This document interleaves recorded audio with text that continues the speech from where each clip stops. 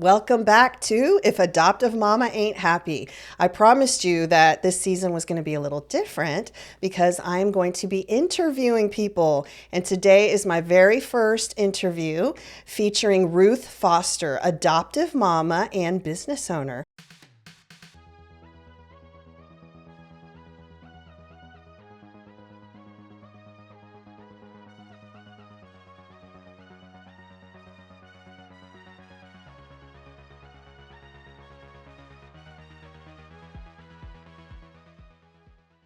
All right, Ruth, so glad to have you here. It's great to Thank you. connect with you. Please tell us a little bit about who you are. Tell us all about yourself, and then I'll ask you some questions so we can get a full picture. What's it like to be you? That is a loaded question. It depends on the day, actually. But so yeah, so I'm a foster and adoptive mommy. Actually, ironically, my last name is Foster. That always brings a little smile, especially to an attorney's face. Mm-hmm. Um, we actually, honestly, since I was a young child, I knew that I wanted to adopt children someday. I actually thought I would work in an orphanage overseas. But then I met my husband, and he was much more, grounded here in the United States, which is a great thing. But we thought we would probably start with biological children, and then that did not work out. And so we went ahead and made the decision together to do adoption. It took a little while for that. We had an amazing agency. They were just wonderful, walked with us every step of the way. And even though the experience was quite the roller coaster, Mm-hmm. um, Sure. we definitely we've just been so blessed. Honestly, God just provided every single person that we've needed along the way, to be there to support us. We couldn't have done it alone. I guess that's kind of what led into but one of my businesses. Mm-hmm. So I am also a teacher by trade. I've been Mm-hmm. working in Title I schools most of my career. I do have a heart for helping children at risk and at need. And we just kind of knew that we wanted to give back more to adoption. And so I was starting to look into that. I actually looked into becoming like working for an adoption agency or something like that. But we ended up deciding to open a nonprofit to where we can just kind of give back to our community. So we've been able to provide some resources for adoptive and foster families in our area. We now partner with 3 local churches. We have like a closet that we can receive donations and we can give, and then we can pass those along to families who are in need. It's not just adoptive families, which I really do love. It's families at risk that we get to help. And so that's what I do on the side, what my husband and I do on the side. And that's our passion. And then in addition to teaching, I also have a business, and the business kind of came out of a need with it with my own children. And I don't know if you want me to go into that right now, but I'll Well, certainly. yeah, yeah, I did want to touch on where did that, you were young and you knew you wanted to do this. Where did that come from? Where did God plant that seed for you? Honestly, that is a great question. From a couple things. For one thing, I truly believe it came directly from the Bible. Hmm. I just remember reading the Bible and reading about, orphans and widows, and that was a calling from God. And so I felt that. I loved children, and I was raised by a single parent, and so it was Hmm. just always just me and my younger brother. I just always had that heart to be like to have more children in our home. And then at one point when I was a young teen, I think I was maybe 10 or 11 when we first started, my family actually did do some foster care. So we actually Okay. had 3 foster children in our home, and they were babies. And my mom will tell you that one of the big motivating factors for her doing that was my desire to have more children in our home. And so I just became the little like babysitter at that point and just I helped love out. that. And I will tell you, I'll never ever forget looking through blue books of Hmm. children and realizing that there were children out there, hundreds of them, who needed a home. And that was something that sat with me my whole life. Um, just that need. Yeah. So what exactly is a blue book? Well, back in where I lived in Kentucky, and that's what they Hmm. were called. Okay. It was a book of children. I think now it would be online.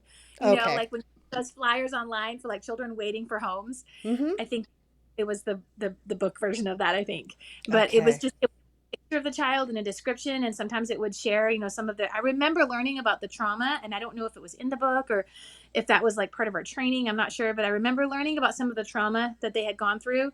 And again, information you cannot unknow. Right, right. Yeah, I love that you knew from a young age because I would imagine a lot of adoptive parents, it was not part of their parenting Yeah, plan. It just so yeah, it was not. happened that, but you knew all along that you wanted to. And then you married somebody who was also on board with it. And that's not always easy to have the same values as someone, wanting to take, it's risky to do Yeah, foster and adoption, even just adoption. So that it just sounds like you were meant to be. You were yeah, absolutely meant to be a foster and adoptive mom. Excellent. yeah. So let me ask you, how did you, what's the adoption story? Tell us a little bit about how you adopted each child and what were some of the ups and downs in that Ooh, yeah, process. that's a lot right there as well. Um, so initially, we got our license and everything, and we really made a plan to.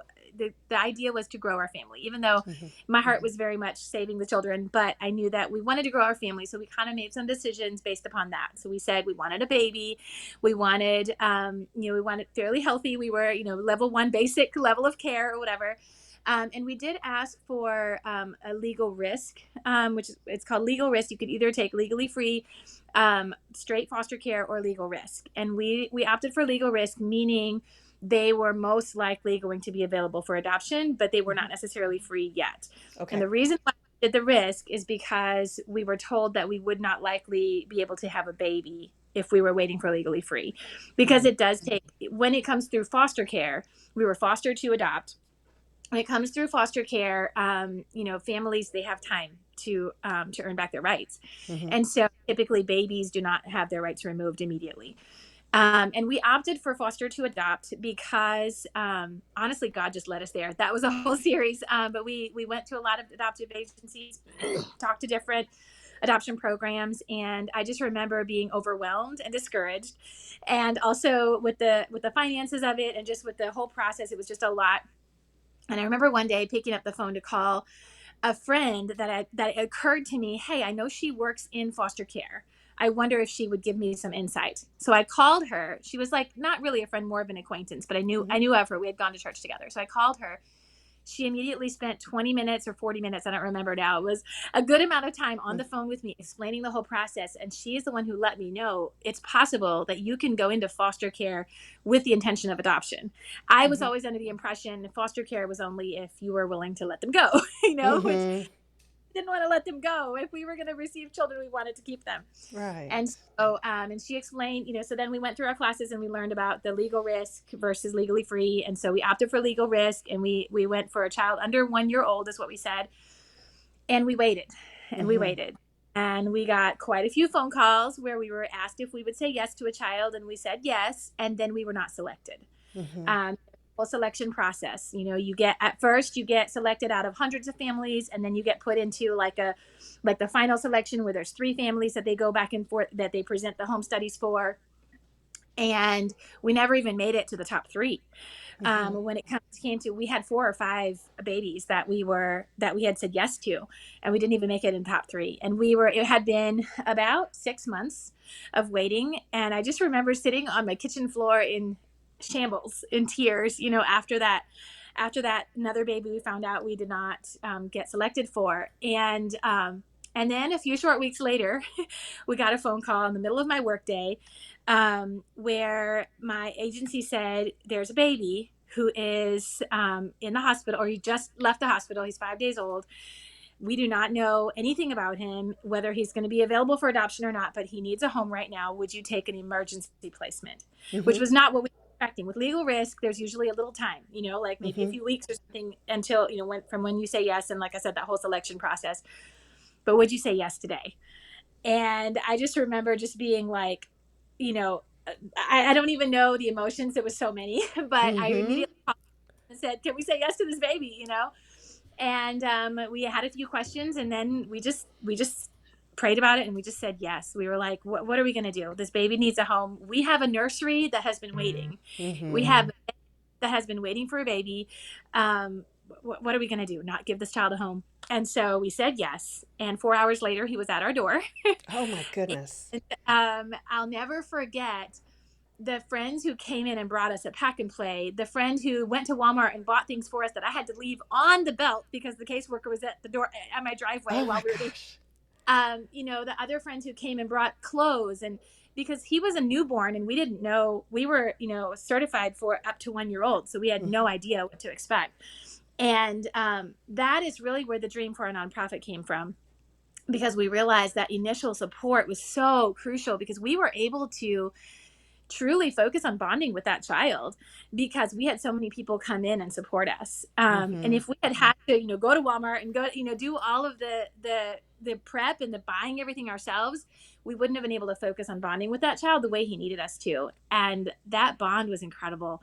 My husband was probably the biggest worry for him about this whole process was that he wouldn't love a foster or adoptive child the same way that he would a biological. And we both really always knew we wanted to be parents. He was excited about that, but he was very worried about that. And Yeah. I mean, I'll tell you, I still have photos of the very first time he laid eyes on that baby. And I mean, it was over. He was in love. Oh. Probably one of the coolest things was watching my husband bond with that little boy. And we did. I mean, I had told my boss that I might need to take a couple weeks off work because I didn't know exactly, but I knew I wanted a little bonding time. Well, he was 5 days old. You can't send him to daycare till they're 5 weeks old. So boom, I had 5 weeks with this little one. And my boss thankfully was so understanding, and it was incredible. Honestly, having the opportunity to bond with a newborn baby for 5 weeks, it was one of the most amazing experiences of my life. And we kept him for 21 months. And then unfortunately, the court decided to place him with a distant relative. And so that was heart-rending for us. We really thought we were going to adopt, and that was a whole roller coaster. And then out of that grief, actually, the people who came around us during that time have stayed around us. So our attorney at Litem for our next 2 babies who we did end up being able to adopt is one we met during the process with the first one. And he really went to bat for us. And then our agency, they never made another call for us that wasn't like a sure thing. Like, so our daughter, we were already in the top 3 before they even called us. Yay. And she, we got her. It was amazing. That was the first baby left in May, and then she came in August. So that was just a few months later, and she was such a blessing to us. She was 10 months old, beautiful, perfect little baby girl. And then our son, same thing. We actually were. No, I guess with him, we did wait for 5 months. So we had said yes or 4 months. We had said yes and waited 4 months, and then he was, they brought him to us. So, both of those situations were much smoother when it came to the whole process. And like I said in the beginning, I mean, they're not biologically related, but they're 2 years apart, and they are brother and sister like none other. Like, they are just as brother and sister as any bio brother and sister ever would be. And it's been amazing. And we actually do have a desire for more, but at this point in our life, we are at capacity when it comes to everything else. Oh yeah. And we love these kiddos, and we would love to do more fostering, more adopting. But it has not been a yes from God for us at this point. Yeah. Yeah. And I just can't even imagine the pain of having a child for almost 2 years. Like, that's your baby for 2 years, and then having to say goodbye. And that just makes me think that God had a plan. That little boy was supposed to be yours for 21 months. You prepared him for his next step. God had placed him in the perfect spot, even though it felt so, I'm sure, so tragic and painful. But not only was he being prepared by God, but you and your husband were being prepared for your little boy and your little girl to come. Really were. Yeah, yeah. What a beautiful story. You know, how you can take something so painful and bring something beautiful out of it. Yeah. God always works like that, doesn't he? He is so good. Yes, he is so good. Yeah, yeah. Well, let me ask you, what are some important lessons you've learned by having adoptive children or foster and adoptive children? What have you learned? Oh my goodness. So there's so many, but there's a couple of big ones that stand out. That's a great question. I would say the first one, and my husband will, I've heard him say this several times, and it's so true, is that God is the father of our children more than we Mm-hmm. even are. The fact that our children are not our own, the fact that they belong to God. And Mm-hmm. that's the case when you're a bio family or an adoptive family. But I think as a foster and adoptive family, it's illustrated for us Mm-hmm. just how much they're not ours. And yet we love them. They belong to us. They belong in our home. They belong with us. The belonging piece is huge. And yet, um, we just have to hold them with an open hand, because they are in God's hands, and we know there's so much to their story that is out of our control. Mm-hmm. And although that's extremely scary and frustrating at times, it is also such a gift, because Mm-hmm. ultimately we want him to be in control anyways. So I think that's the number one lesson. I think the other lesson is learning how to love unconditionally in a different way. Mm-hmm. um, Unconditionally in the sense that, you know, we gave, like, so for that first 21 months, we gave everything, all of our love, all of our, he belonged with us just like as much as any bio child ever would. We gave it all to him, not knowing whether he was ever going to be able to love us back, whether there was ever, I mean, and he loved us back. That first 21 months was incredible, but not knowing whether it would last, not knowing whether we would get anything in the future, and as far as we know, we will never see him again. Mm-hmm. Um, and that piece of it, that unconditional piece of it, I guess, it really, I mean, it's and I know any parent loves unconditionally, but I think as a foster adopted parent, it really gave us a unique opportunity to learn that as well. How to give to the kids, Mm-hmm. despite what happens. And then for me, honestly, just that, like, learning how to follow your mommy gut, even Mm-hmm. when even when you've got a lot of people telling you what to do. Oh yeah. Which again, I think is a big thing a lot of moms learn anyways. But for me, I'll never forget saying to my sister-in-law, I can't wait to just be a mom. Like, being a foster mom is so hard. I have to document everything. Oh gosh, I bet. Great. Bruce, you're the helicopter mom, not by choice, but because you have to see it all. Like, if I don't see it, I'm in trouble. And so I think, watching myself from that transition of going from foster to adoptive mom, I think really helped me learn how to say, hey, I have a mommy gut here, like, and I should listen to it. And it took me a little while, to be honest. I Mm-hmm. mean, there was definitely a transition time of learning to trust myself, and I'm finally feeling like I'm getting there. Yeah. And bio moms feel that way too. There were so many times there Exactly. was like, I have no idea what I'm doing. Am I ruining my child or what's happening? So yeah, no, we Right. can all relate to that for sure. But I'm sure it's even harder because, people are like, well, she hasn't had a child. So, well, I mean, they still treated me that way too with my first kid. They're like, well, she doesn't have any experience. So they'll tell you Yeah. everything and make you feel dumb.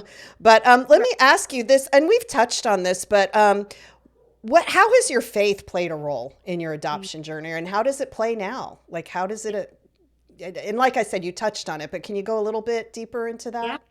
Absolutely. Oh my goodness. I mean, every single day I'm relying on God.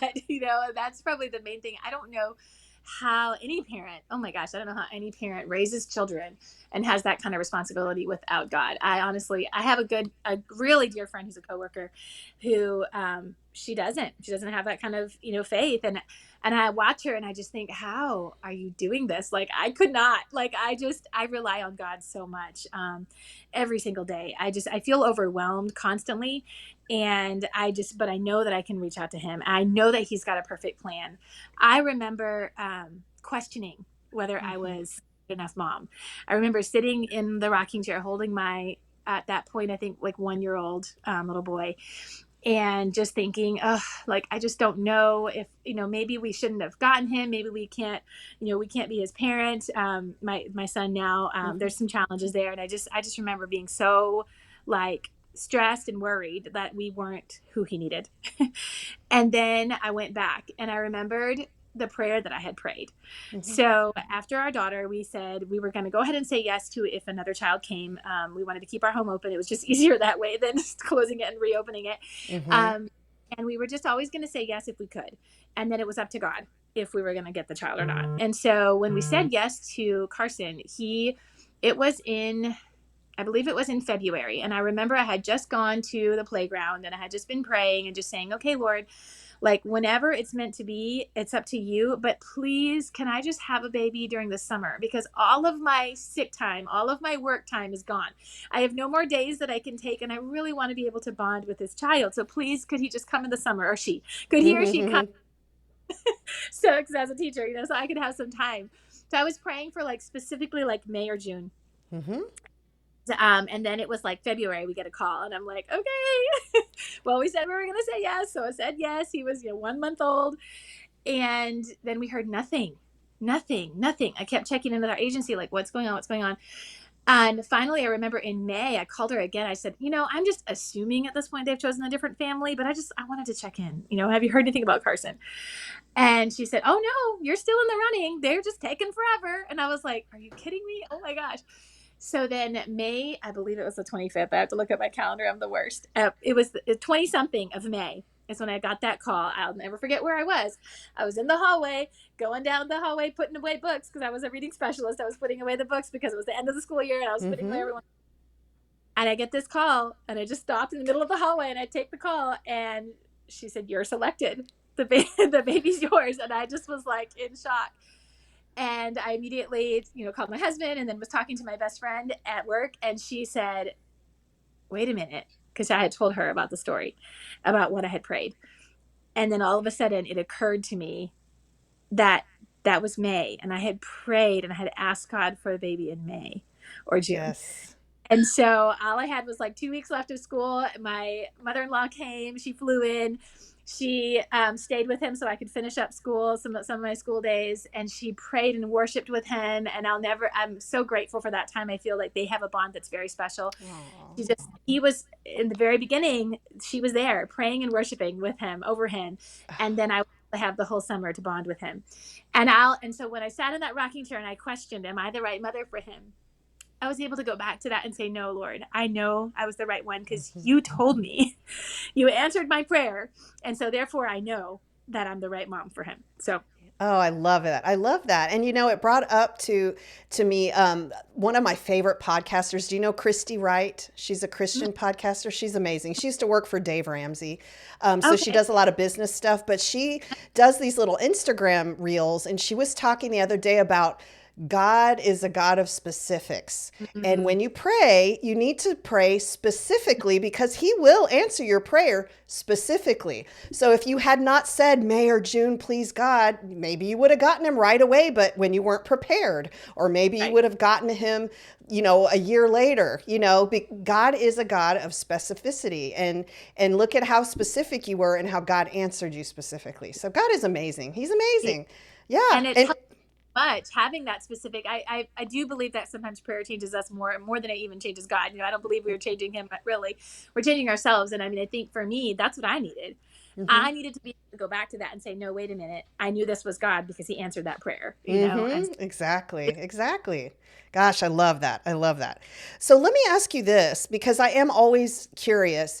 How prepared did you feel by the agency or by the foster care system? Let me ask you this. How did they provide enough resources? Did you feel prepared by what was provided to you before you got into the system, before you adopted? Yeah, that's a great question. I definitely, like I mentioned, I loved our agency. I think they were fabulous. And we did have a lot of training. I do remember thinking, my gosh, like if everybody got this much training, we'd have a whole lot of better parents around. Mm-hmm.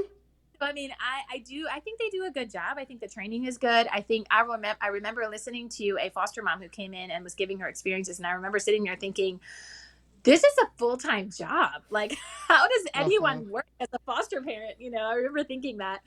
I think I was almost over prepared in the sense that I think I honestly didn't know how I could do it.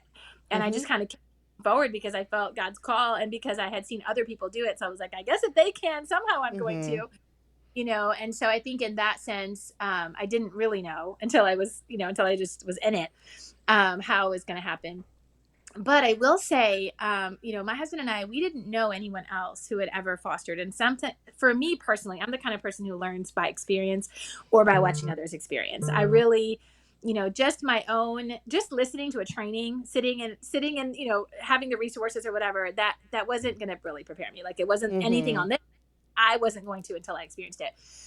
And we didn't know anyone else really who had done it other than that little childhood experience I had with fostering, which is so different as a sibling, by the way, than as a parent. Like so different. Sure. Sure. And years in between and states different, but still very different being the parent of a child versus the sibling. But we ended up getting scholarship to go to a marriage retreat that was designed for foster adoptive families. And that is what opened our eyes to the support that was really out there when it came to other family support.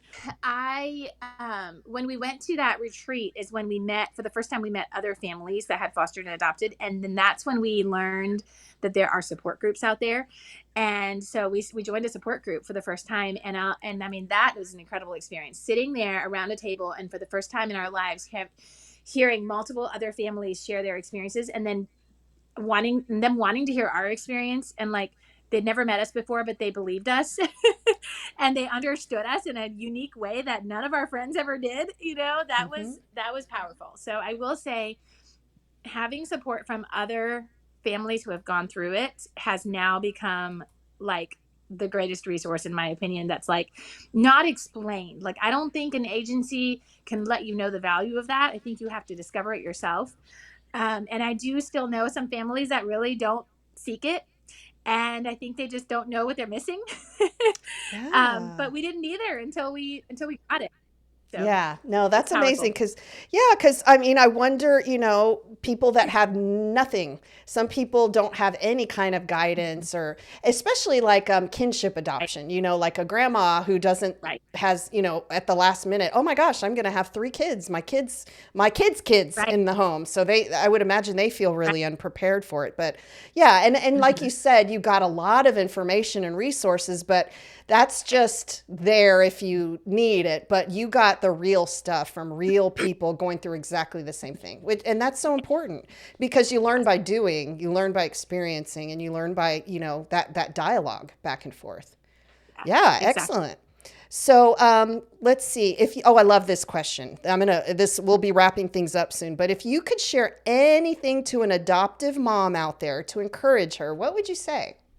Wow. Wow. Good question. Ah, I think this is crazy. It sounds so like trite and simple, but I truly believe just follow your heart. Like Hmm. you just like don't overthink it.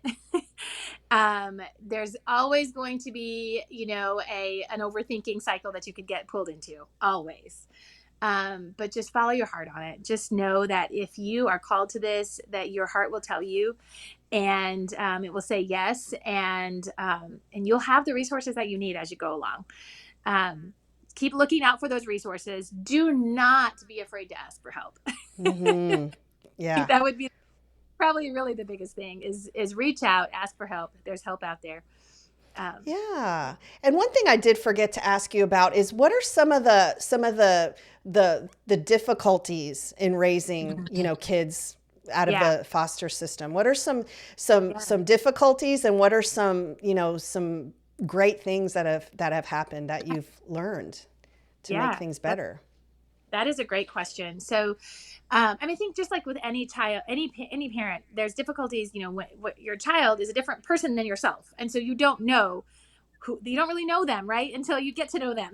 Mm-hmm. But I think as a foster adoptive parent, that's one of the things that I was acutely aware of, was that I did not know my children. They did not share any DNA with me. I had no knowledge of them. Mm-hmm. I remember, especially with my daughter, because she was 10 months old, I remember thinking, oh my gosh, I am trying to be the mommy of this person I don't know. Like, we are a family and I don't know her.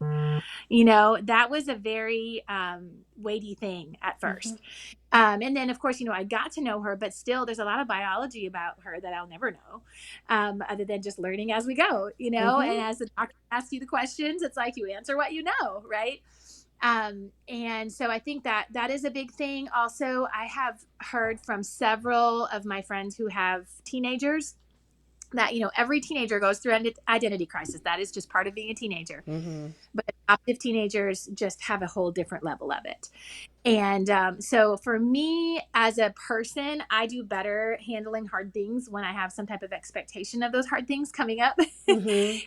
So the knowledge that as my children grow into their teen years, they are going to have this extra separate identity piece that they're struggling through that is more so than when I went through as a child. I mean, I went through an identity crisis. We all did. But I know it's different when when you are when you are a child who knows that this is not your first family. That's a whole different level, and realizing I don't share DNA with my parents, that's a whole different level of identity crisis. And so I think being prepared for that is something that I've really appreciated having the opportunity to talk to other, adoptive families about. I would say those were some of the challenges. And then, of course, I mean, just like there's, we're dealing with, like, my son had drug exposure. So there's definitely some trauma there. We, with both of my children, there's ADHD, there's, anxiety and behavioral things. And then there's dyslexia, dysgraphia. But again, all of those things could happen bio as well. So I don't Mm-hmm. necessarily, or, because of the adoption. And I think just some of the joys of it is just, honestly, people are more aware, I think, at times, that foster and adoptive children need help. And Mm-hmm. so there's definitely been resources that we have been given as a family that our friends who are bio family only do not get. So that's a huge, I think, asset. Our family has been gifted, family retreats where we've been able to go to camp for the weekend. We have, the kids have been given, like, there's been like back to school bashes where they've been given, school supplies. And I mean, there's just been a lot of, and, even like therapy Mm-hmm. being, somewhat covered, those kinds of things. And there's definitely resources for foster adoptive children that is a blessing. And I'm very grateful for that. Oh, fantastic, fantastic. Yeah. So as we wrap things up, how can people connect with your ministry and with your business? What would you like to share with the audience about how they can connect with you? Hey, absolutely. Well, are you going to have an opportunity to put my contact info in your show notes or anything like that? Or We can. I don't know how to do that, but my tech support does. So I yes. would love for anyone to reach out to me on social media. Absolutely find me on Instagram. I'm at Foster Survive and Thrive on Instagram. And then, and on Facebook, it's just my name, Ruth Foster. I would love to connect with people through social media. I'm also happy, Leah, if you want to give out my phone number to people, anybody who reaches out, I'm happy to talk to them. I do have a lot of conversations with people considering it or in the process and just needing a listening ear. I love to do that. And then, resources for sure. If you're needing anything like our closet can provide, or if you know somebody who maybe has a new placement and they just could use some support, knowing where support groups are. That's one of the things that our local churches, we each have support groups or we partner for a support group. So, knowing where there's other people you can connect with, I would love to help people with that. And then I know with my other business that I barely mentioned, but it's in health and wellness. My daughter showed me at 3 years old, she knew how to unlock the cabinets. I knew there was dangerous chemicals under there. And I was able to find a better solution for that. And so that's something I'm passionate about, is helping families with some healthier options that doesn't add anything to their budget. So that's another thing I would love to connect with people on. If you're just feeling like maybe you're a mom who needs some empowerment and you need some simple solutions that doesn't add anything, like I said, to your budget or even your time, it can save you time and money. I'm definitely your girl for that. So. I love it. I love it. And I think I would love to have you come back and do a whole episode on your nonprofit, because I Oh, think that's tremendous. And I think a lot of people don't know that there's so much out there to help. So I would love to have you back if you'd be yep. willing. Absolutely. Anytime. Fantastic. Well, Ruth, thank you Thanks. so much. It was a pleasure Yes, thank you. talking with you today. And I look forward to connecting with you again soon. Awesome. You too. Thank you All so much. right. Bye, Ruth. Wow, what a fantastic, fantastic interview. I'm so very blessed to have Ruth come and talk to us about the the real challenges, the real ups and downs of fostering and adopting. Thank you so much for listening. It means a lot to me, and I would love it if you would give me a quick review, rate and review this podcast, either on Apple Podcasts or on YouTube. Subscribe to my channel so that you can be privy to more, because I have more interviews coming down the pipe, and of course, Ruth's information will be available. So please reach out to me for that. But I just want to thank you again for answering the call to adopt. Jesus loves you, and so do I.